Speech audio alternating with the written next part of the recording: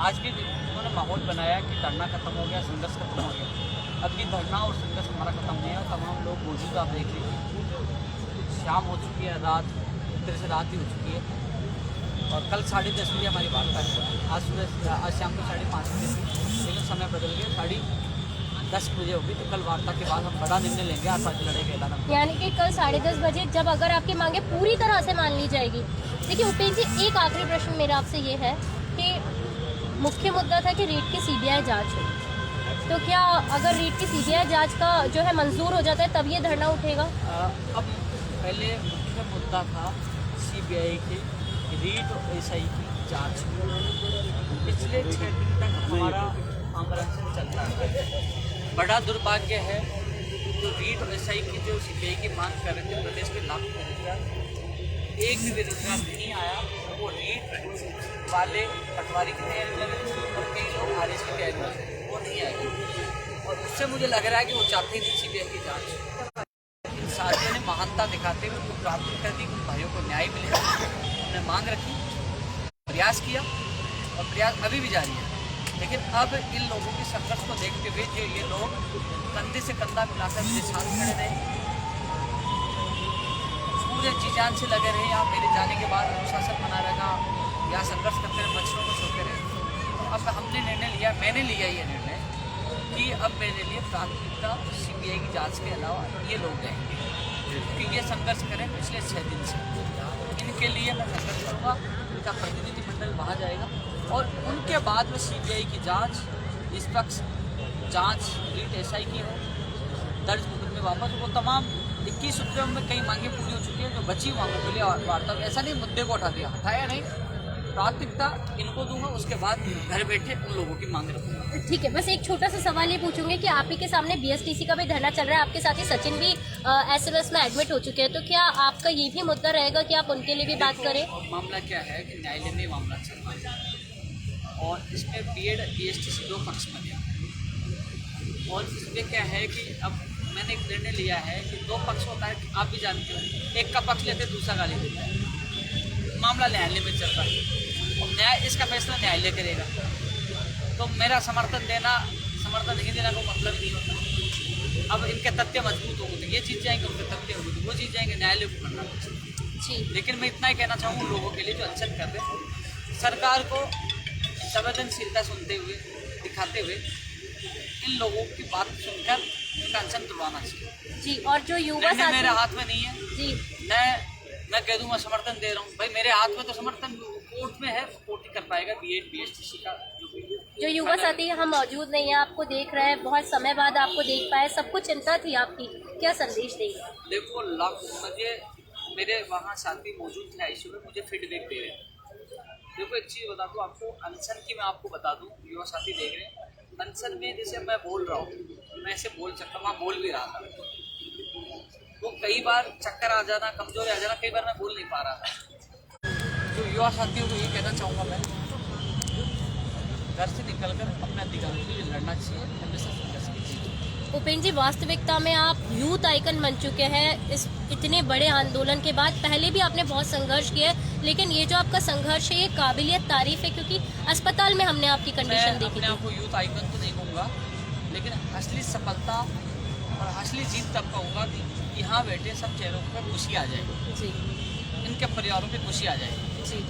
आज नहीं, उपेंद्र भाई जिंदाबाद, उपेंद्र भाई जिंदाबाद।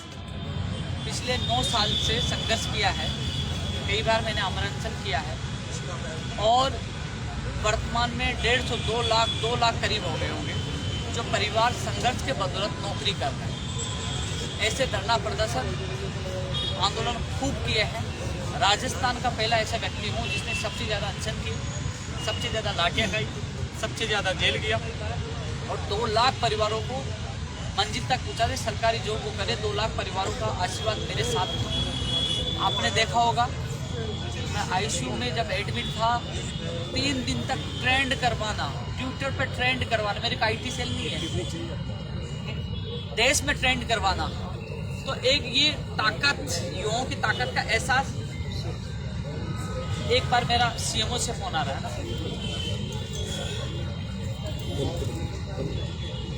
भाई मैंने चला है एक बार मैं बात कर लेता हूँ। बीच बीच में चक्कर से आ रहे थे।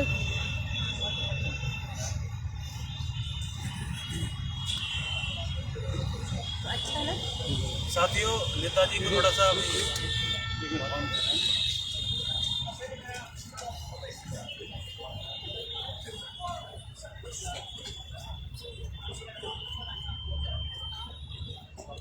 इनका परिवर्तन है, कुछ तो नीचे आया वो उठा देता है अपन नीचे।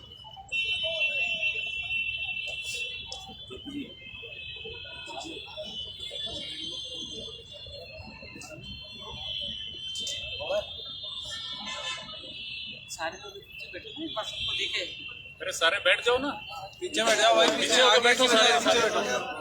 मैं भी सोच रहा हूँ इतने कितने पत्रकार आ गए। अरे तमाम लोग पीछे बैठेंगे। विजपाल जी बैठियो, बैठ के देखो ना आराम से। 5 मिस कॉल आई, 3 को 5। मैं आप लोगों में मेरा लाइव भी चल रहा है, जिस तरीके से बात कर रहा हूँ।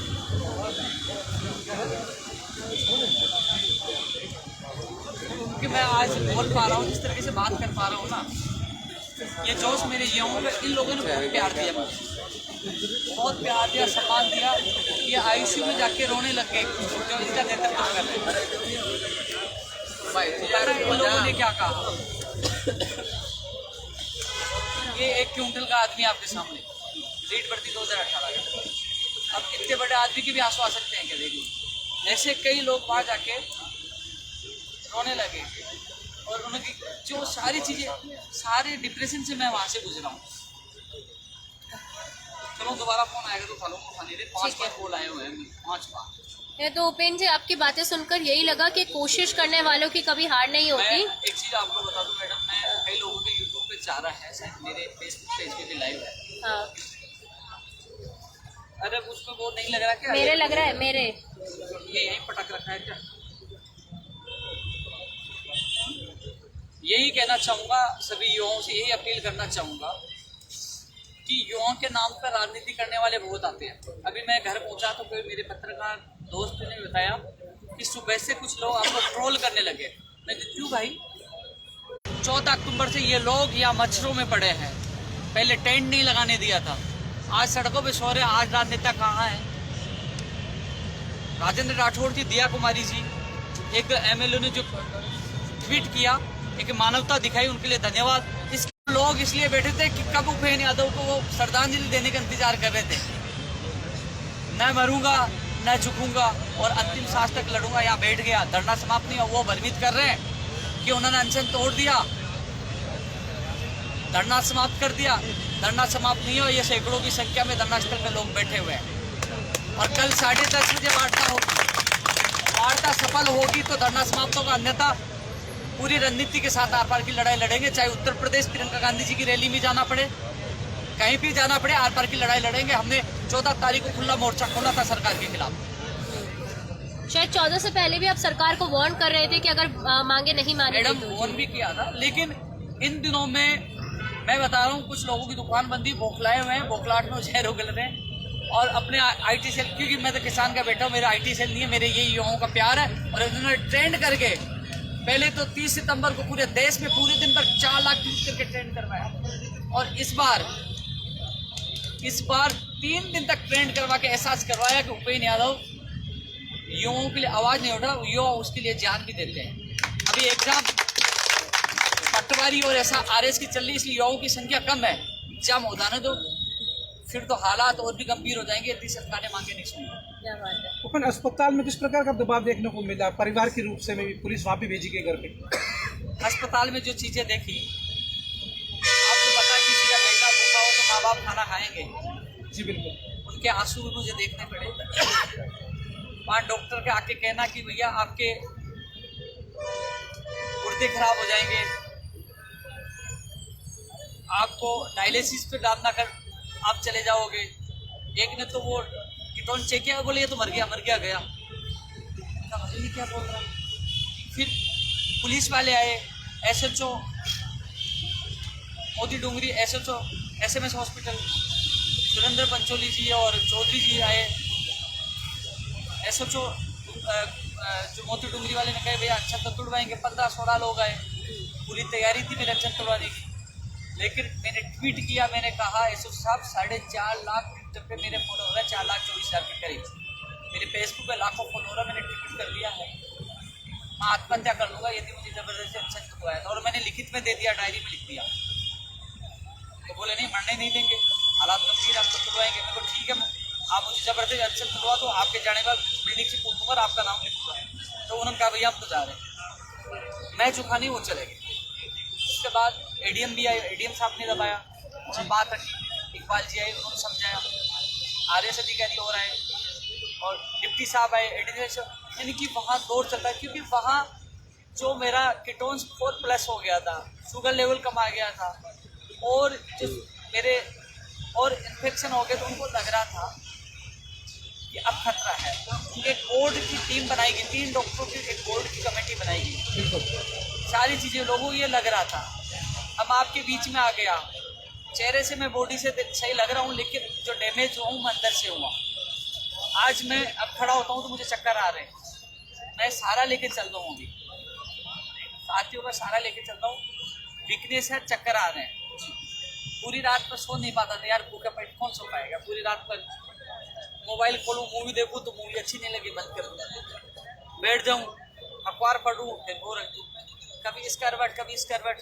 उधर देखूँ मेरी वार्ड में जहाँ मैं था 7 मरीज मर गए, मैंने सोचा मेरा नंबर है। 7 मरीज नहीं रहे, वहाँ एक जा रहे थे। एक तो 25 साल की लेडीज थी, एक 22 साल की लेडीज थी और कुछ और भी लोग थे। तो ऐसी चीज देखो, जब सामने मौत हो रही है तो ख्याल मुझे भी आ गया था भाई नंबर मेरा भी। लेकिन इन सब की दुआओं से, प्रदेश के सब लोगों के प्यार से मैं जिंदा हूँ।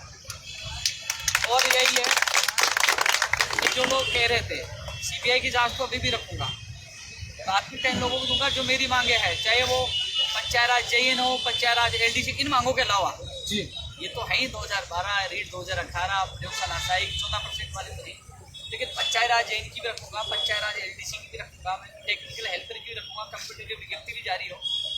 प्लीज शिक्षक first grade second grade PTI भर्ती पे आए, शिक्षा विभाग में भर्ती आए और जो तमाम मांग पत्र में काफ़ी मांगे हैं इनके। नेकीराम जैसे लोगों के, पवन जी के पापा इधर आओ और नेकीराम जी आओ, नेकीराम जी आओ एक बार भैया, खुल के वही बोल सकता है जिसमें दम हो, ईमानदार हो, सरकार से टक्कर भी ले रहा है, दम है। संदीप जी आ जाते आप दिखाओ, बैठ जाइए एक बार, ये पीछे सहयोग करना बैठे, ये एक बार खड़े हो सर। नहीं कोई बात नहीं। ये पवन कुमार तंवर जी के पापा जी हैं, कहाँ के रहने वाले हो? मैं देहलूद का हूँ, निवाई तहसील में टोंकी से। अपने बेटे के लिए पिछले कई दिनों से धरने पे बैठे, इनके बेटे पे नीमराना में मुकदमा दर्ज कर दिया। ये नेकीराम जी है, रविंद्र दिखाना, रामदेव दिखाना, ये नेकीराम जी है, इसके माता पिता भी नहीं है। और गांव वाले कहने लगे भैया तू तो पेपर लीक करता, गिरोह का माफिया है, घर से नहीं निकल पा रहा।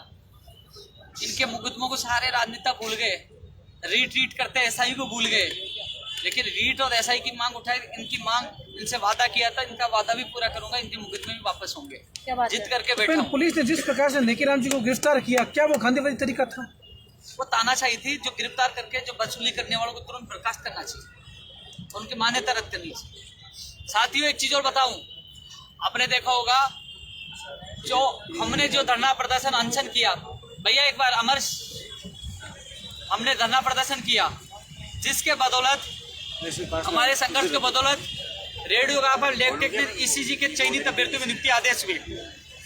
परिचालक भर्ती 2011, जो 10 साल 11 साल से संघर्ष के 257 परिवारों में दीपावली से पहले खुशी आई, वो हमारे संघर्ष के बदौलत। ऐतिहासिक जो कानून, सख्त कानून आज नहीं समझ में आएंगे, गुमराह करेंगे, कुछ नहीं होगा भैया। कम से कम हमने कानून जो मांग कर रहा था, सबसे पहले जो एक राजनेता ने नहीं की, OPN यादव ने चिल्ला के डिबेट में हर जगह मांग रखी थी, मांग पत्र की सेकंड मांग थी, कानून बनाया जाए और उसका अध्यादेश लाए। और वकील वार्ता होगी, इसमें कहूंगा जल्द से जल्द अध्यादेश लाया जाए और इसमें एक और चीज जोड़ी जाए, फर्जी डिग्री वाला मामला भी इसमें जोड़ा जाए और बर्खास्त करने का नियम भी जोड़ा जाए कि तुरंत बर्खास्त किया जाए, निलंबित नहीं किया जाए और स्कूलों की मान्यता रद्द की जाए। ये सारी चीज़ों को, इसको मजबूती से कानून की मांग रखूंगा। ये ऐतिहासिक जीत है, वही कंप्यूटर भर्ती का सिलेबस जारी करवा दिया, नोडल एजेंसी घोषणा करवा दी। इसके अलावा मोटर वाहन उपनिवेश की फाइल पड़ी थी, वो निकलवा कर वेतना भिजवा दी। भैया 5-6 मांग तो हमारी पूरी हो चुकी है। ये क्योंकि जो लोग आए थे फ्री उठ के चले गए, कुछ नहीं लेके गए। उनके दर्द इस बात का है कि यार इसने भूखा रह के संघर्ष किया, इतनी मांगे करवा दी, अब खाना खा के लड़ेगा तो कितनी मांगे करवाएगा। असली लड़ाई तब स्टार्ट हुई, लड़ेंगे। और वो मांगे भी जो अब ये लोग बैठे ना, यहाँ बैठेंगे और लड़ेंगे। कल हमारी 10:30 बजे वार्ता है, कुछ मांगे 10:30 बजे वार्ता में भी होगी। अब एक चीज और निकल के कुलदीप जी आपको बताऊं जी, मुझे थोड़ा सा बीच में चक्कर भी आ जाते जब मैं सफल हो जाता हूँ। अरे यार तो सीएम से सेटिंग है, अब सीएम के खिलाफ मोर्चा खोल दिया तब क्या बोलेंगे। अभी मैंने राजेंद्र राठौड़ जी का दिया, मुझे लगता है थोड़ी दिन बाद ये मुझे बीजेपी वाले ने बोलने लग जाए। भैया मेरे संकट में जो साथ दिया मैं सबका धन्यवाद दूंगा, किसी पार्टी का हो, मैंने पार्टी ज्वाइन नहीं की। 12 बजे पूछा, कहीं कहीं मीडिया से डरे इनको, रात को ये पूछे, लेकिन मैं लाइव कई लोग देख रहे होंगे, जब वो पूछे आने की सूचना मिली तो मेरे यहाँ 5 भर्तियों के प्रतिनिधि मंडल बैठे थे जी। उन प्रतिनिधि मंडलों के एक सदस्य को बुलाया, उनको सारी चीजें बताई। मैंने अकेले नहीं किया, मैंने कहा आपका अकेले का फैसला नहीं था, मैंने कहा आप निर्णय करो जी। इन्होंने निर्णय किया, ये सहमत है कि वार्ता से ही रास्ते खुलेंगे।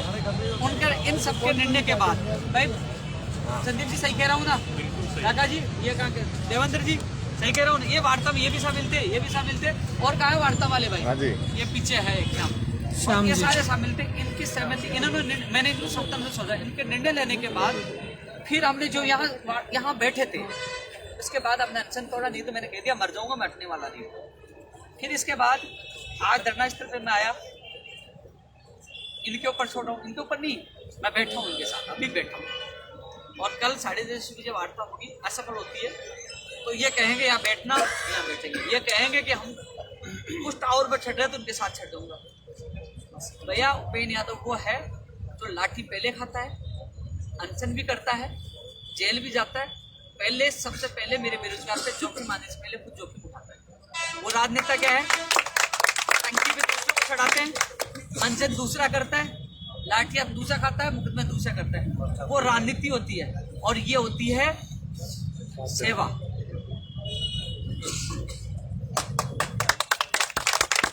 और कभी भी आईटी सेल मजबूत है उनका, पैसे वाले हैं, लाखों रुपए दे रखे हैं। मैं गरीब किसान का बैठा हूं, लेकिन झूठ कभी भी जीत नहीं सकता, कभी सत्य पराजित नहीं हो सकता। आज नहीं कल जीतेगा। और धीरे धीरे जिस समय मैं मुख्यमंत्री जी से मिल गया, माहौल बनाया कि मुख्यमंत्री से मिला हुआ है, भैया मुखिया बुलाएगा, उन तक बात पहुंचाई, नहीं किया तो सबसे पहले बगावत मैंने किया। खुला मोर्चा, मेरे ट्विटर पे देखो, संवेदन हिल सरकार क्या क्या बोला, खुला मोर्चा बोला। और अब कहा है कि मैं उत्तर प्रदेश प्रियंका गांधी जी की रैली में जाऊंगा। अरे भैया मैं तो खुला चैलेंज लेके काम कर रहा हूँ, डरपोक नहीं हूँ कि 3 दिन में उठ के बग जाऊँ, 4 दिन 5 दिन में बग जाऊँ। भगने वाला नहीं हूँ, अंतिम सांस तक लड़ने वाला। सीएम से तो मिलना ही चाहिए, क्योंकि अंतिम निर्णय वही करेगा। कई बार मीडिया ये आरोप भी लगाती है कि आपकी बात क्या प्लास्टिक ग्रुप के पास पहुंची ही नहीं पहुंची, क्योंकि प्रशासनिक अधिकारी मंत्री कई बार सीएम तक बात पहुंचाते भी नहीं है। देखो कुलदीप राठा जी प्रमुख शासन सचिव है, सीएम के बाद वही है मुख्य अधिकारी जी, और निर्णय लेने में उनकी महत्वपूर्ण भूमिका होती है और उनसे हमारी मीटिंग हो रही है। आपने देखा होगा कि अभी कुछ धरने या 4 धरने चल रहे हैं, या इसके अलावा 3 धरने चल रहे हैं जी।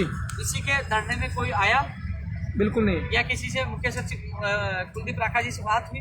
धरने सबके चल रहे, कुछ नहीं। ये सब कुछ हुआ इन युवाओं की ताकत, इन युवाओं के समर्पण, इनके त्याग के बदौलत ये सब कुछ हुआ, इनके संघर्ष की जीत है। इनके पीछे उपेंद्र यादव जी था। और लाइव में जितने भी साथियों कहना चाहूंगा जो कमेंट कर रहे हैं ना, एक बार खोल के, कई लोग है ना आईटी सेल, एक बार खोल के अब आईडी देखना, नाम देखना और उसको खोल के उसकी कमेंट देखना किस नेता से जुड़ा है, उसका आप सबको युवाओं को पता लग जाएगा कि ये किस संप्रदाय या किस आका का चेला है या चमचा है, वो आप सबको पता लग जाएगा। और मेरे 5 साथी, मेरे जाते 5 साथी अनशन पे बैठ गए और वहाँ हॉस्पिटल थे। मैंने अपील की कि आप अनशन से अपना शरीर खराब मत करो, लेकिन नहीं, उपेंद्र भाई भूखा है तो हम भी बैठेंगे। और एक बहन भी बैठ गई। और यहाँ सबसे बड़ी बात, हम अलग अलग भर्ती हो गए, सब में एकता है। जो लोग राजनेता भी, मेरा कई लोग राजनेता भी मेरे इस लाइव को देखते हैं, इन लोगों की सबसे बड़ा मैं इनके लिए जी जान क्यों लगाता हूँ। मैंने इनको कहा कि पहली मांग सीबीआई की रखेंगे, एक ही व्यक्ति ने ये नहीं कहा कि भीड़ हमारी है आप सीबीआई की मांग क्यों रख रहे हो। अभी कुछ लोग कह रहे थे सब सीबीआई की मांग कर रहे हो, आपने तो उनका काम करवा दिया, उनकी मांग रखी। भैया आप नहीं थे, उसके बाद भी आपकी मांग रखी। सभी युवाओं से कहना चाहूँगा जो समझदार व्यक्ति है, इससे ज़्यादा मैं त्याग नहीं कर सकता, इससे ज़्यादा मानता नहीं दिखा सकता ये अभ्यर्थी, बल्कि इनकी मांग को नीचे रख के आपकी मांग प्रमुखता से रखी। लेकिन जब यह संकट में मैं आईसीयू में था, जब इनके आंसू टपक रहे थे, जब ये मच्छर खा रहे थे, डेंगू हो गया कई लोगों के, अब भैया इनका प्यार मान सम्मान देखा तो मैंने सोचा कि जो घर बैठे हैं और यहाँ बैठे तो प्राथमिकता तो इन लोगों को देना चाहिए, इसलिए प्राथमिकता इन लोगों को दे रहा हूँ। अब चाहे मुझे गाली दो, कुछ भी दो, घर बैठे वालों से सीबीआई जांच नहीं होगी, आज नहीं होगी, न कल होगी। घर से निकलोगे, संघर्ष करोगे तो सीबीआई जांच भी मिल जाएगी। उसके लिए घर से निकलना पड़ेगा, रजाई ओढ़ के सोने से कुछ नहीं होगा, ट्विटर, फेसबुक, व्हाट्सएप और यूट्यूब खेलने से कुछ नहीं होगा, लड़ना पड़ता है उसके लिए। वार्ता ओपन आज 5:30 बजे, कल का क्या कारण रहा? अभी सीएमओ से फोन पहले भी आए थे, उन्होंने कहा कि माननीय कुलदीप जी, माननीय मुख्यमंत्री जी के कार्यक्रम से मांगों के लिए संबंधित कुछ भी होगा वहाँ उनके साथ बिजी थे, और कल 10:30 बजे का टाइम दिया। भाई कभी वार्ता, हमारे काम से मतलब है भैया, हम बैठे हैं, हम जम गए यहाँ पे। बिल्कुल सर, आप संदीप ढाका का बार बार जिक्र कर रहे हो, ये किस भक्ति से, कोई संक्षिप्त विवरण दे दीजिए। ये संदीप जाखा जी को मैं आई लव यू बोलता हूँ। जी बिल्कुल, बहुत बहुत धन्यवाद। इन्होंने पूरा मेंटेनेंस किया है, इन्होंने पूरा मैनेजमेंट संभाला, जी बिल्कुल, है ना। अरे आई लव यू एक चीज़ का गलत अर्थ नहीं करना। आई लव यू कोई व्यक्ति विशेष के गुण को भी आई लव यू से प्रेम होता है। इस व्यक्ति मेरे से उम्र से मेरे बड़े भाई है, लेकिन इन्होंने टेंट की व्यवस्था, सारा मैनेजमेंट, मुझे किसी प्रकार की समस्या नहीं आने दी। पीछे एक शांत स्वभाव के व्यक्ति है, पूरा मैनेजमेंट संभाला और पूरी अपडेट मुझे देते रहे, मुझे हर चीज़ से अवगत कराते रहे, और मेरे जाने के बाद पूरा मैनेजमेंट संभाला। इसके अलावा और भी काफ़ी लोग थे यहाँ जो मैनेजमेंट संभाल रहे थे, लेकिन इन्होंने इनके लिए पूछा तो मैंने आपको बताया अच्छे व्यक्ति है, और ऐसे व्यक्तियों को तो मैं सैल्यूट करता हूँ यार, जो अच्छा काम करे।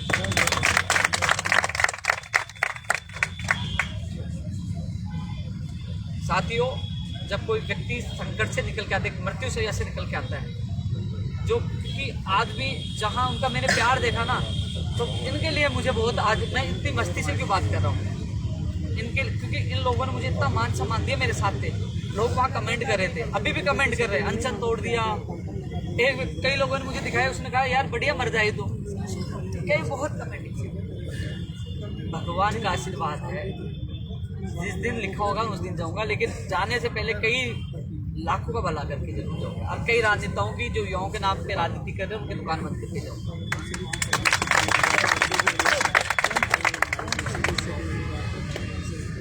स्कूल व्याख्याता में देवेंद्र है, हनुमान ढाका है और केशव है, ये तीनों मजबूत स्तंभ है। वहीं स्कूल व्याख्याता उसमें प्रयोगशाला साइक में गोविंद, अरुण, राजेंद्र, अरे भाई और कोई का नाम ले लो तो बता दीजिए कितना 2018 के बारे में काफी वो है। अपने 2018 में भी जी ढाका जी के साथ, अरे भाई तेरा नाम क्या बता? गजेंद्र सिंह, भाई गजेंद्र सिंह भी है जी गजेंद्र सिंह राठौर फ्रॉम जालोर, गजेंद्र सिंह राठौर फॉर्म जालोर सब बोल रहे पूरा क्योंकि भाई लाइव तो अपना आ रहे हैं और अपनों को धरना पे दे यहाँ रात को यही सोना है ना। हालांकि मेरी वीकनेस है, मुझे आराम की सलाह दी गई थी कि आपको 2-4-5 दिन आपको आराम करना, घर से नहीं निकलना, मुझे दवाई भी लेनी है, ठीक है, मुझे कुछ इन्फेक्शन हुआ दवाई भी लेनी है, लेकिन मैं इन लोगों को छोड़ के नहीं जा सकता, मैं यहीं सोऊंगा, इनके बीच में रहूँगा। इसलिए मैं इनके बीच में आ गया और मैंने सोचा जब तक मैं और युवाओं को जो लोग भ्रमित कर रहे थे उनको जवाब देना चाहिए। भाई जवाब वही दे सकता है, अरे चल ठीक है हम तो धोखेबाज है, गलत है, कुछ भी कह दो भाई, तुम में दम है तो ये घोड़े रे मैदान आ जाओ, कर लो, करवा दो, आपको सलाम ठोकेंगे सारे। सही कह रहे हो वैसे?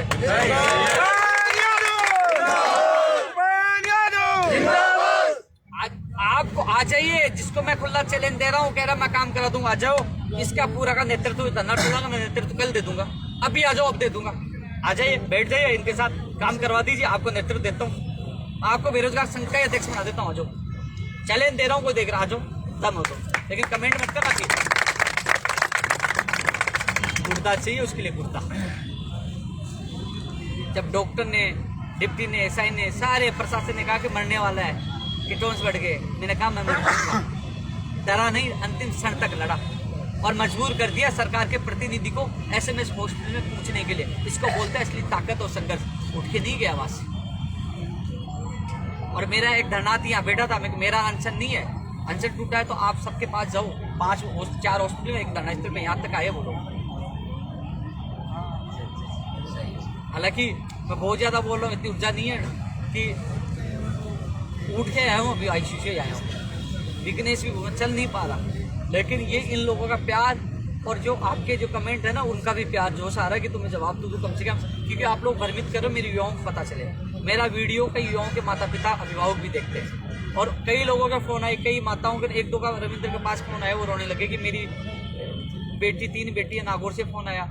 जब मैं रोने लग गई तो उनकी माँ का क्या हाल होगा। बहुत लोगों ने फ़ोन करके दुआएं की, मैं सबको धन्यवाद देना चाहूँगा जिन्होंने मेरे लिए दुआएं की।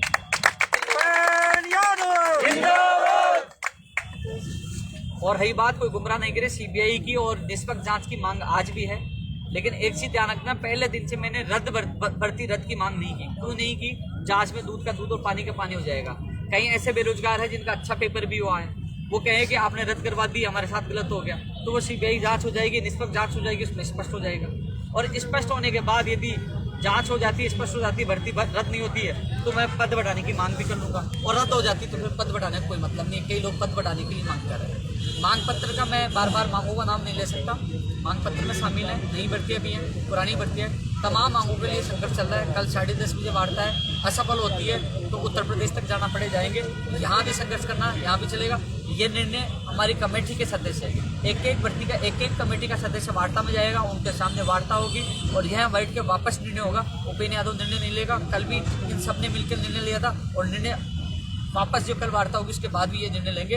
हम सब जो मिलकर सबकी सहमति से निर्णय लेकर आर पार की लड़ाई हम सब मिलकर लड़ेंगे। हम ये सारे लोग शुद्ध बेरोजगार हैं, न किसी आकाओं के चेले नहीं है, किसी से मिले हुए नहीं है, ये शुद्ध पीड़ित बेरोजगार है, अपनी लड़ाई लड़ना जानते हैं और हम मिलकर निर्णय लेंगे हम कैसे लड़ाई लड़ेंगे।